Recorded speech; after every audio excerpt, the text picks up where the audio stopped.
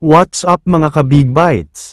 Lakers blockbuster trade, babalik na si Anthony Davis.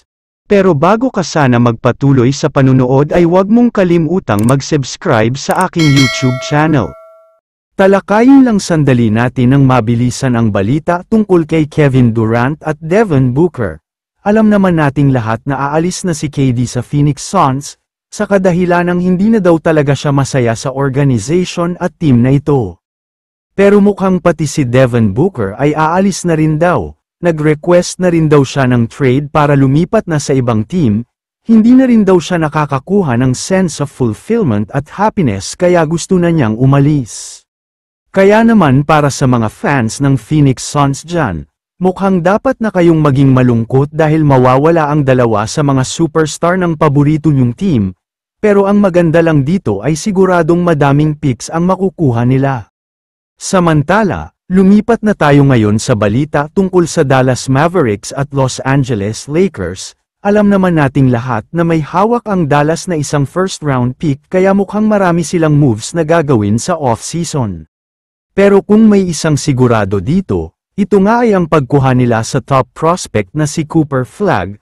Halimaw kasi ang player na ito at parang same na same sila ng style of play ni Anthony Davis, hinog na kumbaga dahil magaling talaga. Kaya naman dahil sa pagdating ni Cooper Flagg, handa na daw ang Dallas na bitawan si Anthony Davis, injury prone na din kasi ang player na ito kaya mas pipiliin na lang daw nila na bitawan siya para makakuha ng multiple draft picks. Ibabalik na daw siya ng Dallas sa Lakers, pero syempre ay hindi sila papayag na walang maayos at matino na kapalit. Ang gusto daw nilang makuha ay si Austin Reeves, kasama pa dyan ang 4 na first-round picks with the rights to swap. Ayon naman sa mga kumakalat na post, mukhang mangyayari na nga talaga ang pagbabalik ni Anthony Davis, dahil kasalukuyan daw itong nasa Los Angeles para magbakasyon dahil matagal pa naman bago magsimula ang next season. Sa tingin ko naman ay ito na ang trade na pinakahinihintay ng lahat ng mga fans. Isipin nyo na lang, binitawan ng Lakers noon si Anthony Davis kapalit ni Luka Doncic, pero ngayon ay makukuha uli nila pabalik. Matinding line-up ang mangyayari sa Lakers next season, siguradong easy ang 60 win sa kanila at makuha ang home court advantage.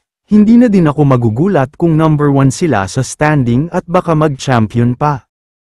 Kaya naman kung kayo ang tatanungin, ano ang masasabi nyo sa balitang ito? I-comment mo naman ang opinion mo tungkol sa tanong na ito. Dito na muna nagtatapos ang video na ito. Maraming salamat sa panunood mga ka-Big Bites. God bless sa inyong lahat.